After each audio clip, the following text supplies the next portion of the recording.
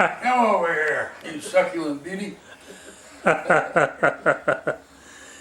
Most beautiful woman in Oklahoma City, didn't you say, Jack? For sure.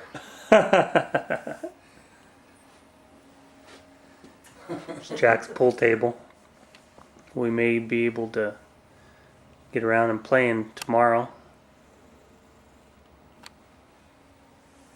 Do you play pool much, Jack? Not much anymore, but I would like to give a guy like this a hard time. Yeah. I get a little sporty every now and then. Yeah. You know, I had a lot of potential when I was younger, but I didn't stick with it. You know what Don and I always used to say, the sign of a real good pool shot is a sign of a misspent youth. You were going to tell a story about my dad, about how he really bailed you out one time. Yeah, we were down in friend of our, one of the Phelps Dodge people that got fired from Douglas bought the Ritz Bar in Safford, Arizona. Uh-huh. And he was kind of he liked to hustle. He was a good pool player too. Yeah. And when you play billiards, there's all kinds. You can do 3 ball, you can do 8 ball, you can do 9 ball. You Sure. can run around the table if you want to. And we were playing for a few bucks a game, and it got stepped up. Don and I were playing partners. And these guys were pretty heavy-duty hitters themselves. And I told Don, I said, you or I can probably beat these guys in the last game we play. And we were down $500 to them.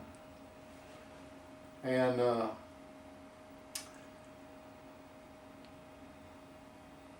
Don said, well, I can't handle that, Jack. I said, well, I can. And he said, I'll back us for $500 a game up front. I said, these guys will go for it. A game. No, just up front for the final game. Uh-huh.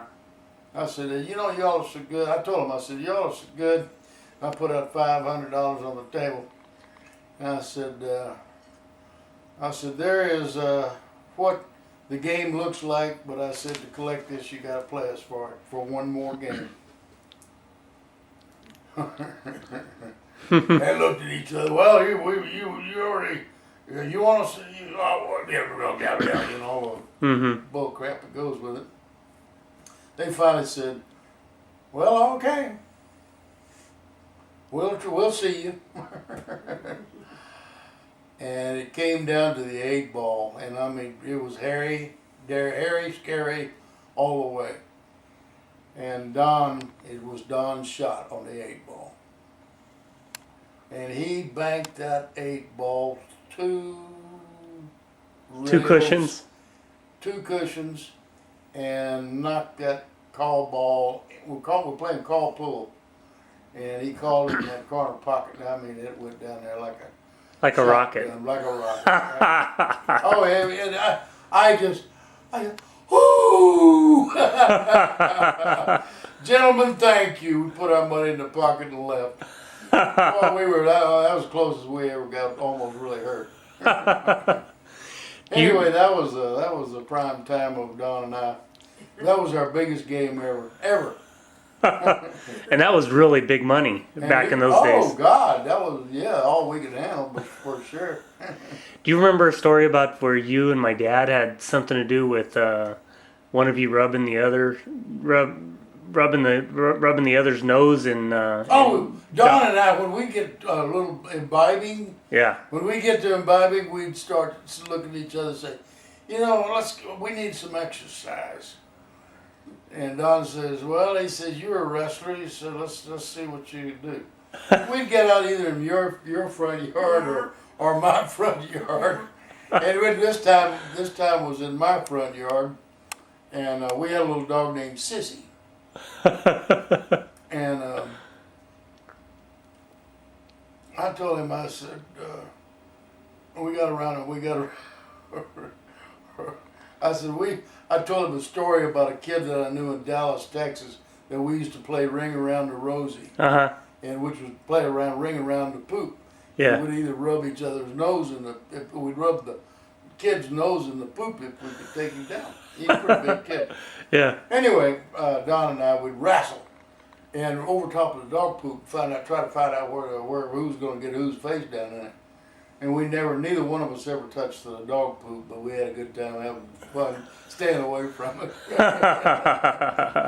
we had a lot of fun together, big time.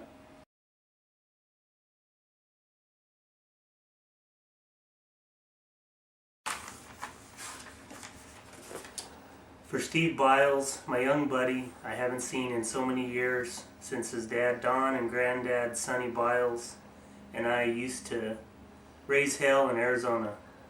Don and I were inseparable friends, and now his son Steve is the same with me.